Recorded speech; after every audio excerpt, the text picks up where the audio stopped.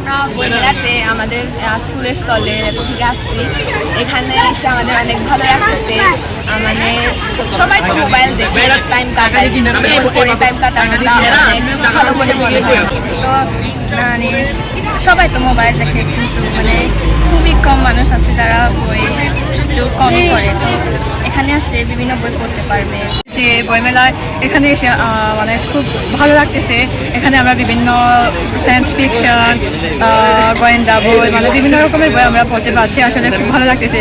শুরু হয়েছে, আমরা আমাদের স্কুল থেকে এসব ছোটদের বই, তারপর বিভিন্ন প্রবন্ধ, উপন্যাস এগুলো নিয়ে আসছি, আর আমরা ভালোই সাড়া পাচ্ছি। এখানে আমরা বুক স্টল দিয়েছি।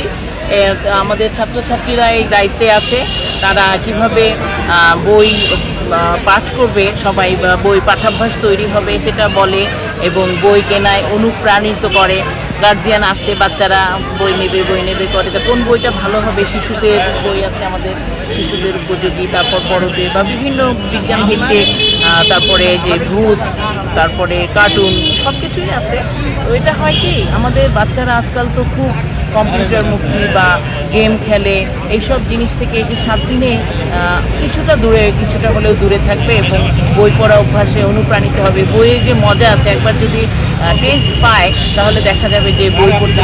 মোবাইল থেকে আসক্ত থেকে মুক্ত হওয়ার জন্য এই যে 21শে বইমেলা যে এটা আজকে, তারা এখানে এসে বই পড়লে তারা নিজেদের আগ্রহটা বেড়ে যাবে। এবং যারা আজকে আমাদের এই বইমেলায় অংশগ্রহণ করে আজকে যারা দূর থেকে আসছেন, তারা এই বইমেলায় এসে বই পড়তে পারবেন। অনলাইনের মাধ্যমে বিভিন্ন গেমসের সাথে শিক্ষার্থীরা যুক্ত হয়ে যাচ্ছে।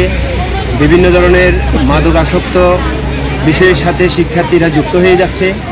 সেই প্রেক্ষিতে 21শে ফেব্রুয়ারি উপলক্ষে খাগড়াছড়িতে জেলা প্রশাসক যে আয়োজনটা করেছে বইমেলার 7 দিন ব্যাপী, এই আয়োজনের মাধ্যমে আমি মনে করি হচ্ছে শিক্ষার্থীরা বিভিন্ন ধরনের বইয়ের সাথে জ্ঞানের রাজ্যে তারা বিচরণ করতে পারবে। এই বিচরণের মাধ্যমে তারা অন্ধকার আলোর দিকে ফিরে আসতে পারবে। পাশাপাশি তারা এই সমাজে সামগ্রিক উন্নয়নে নিজেদের কাজে লাগানোর জন্য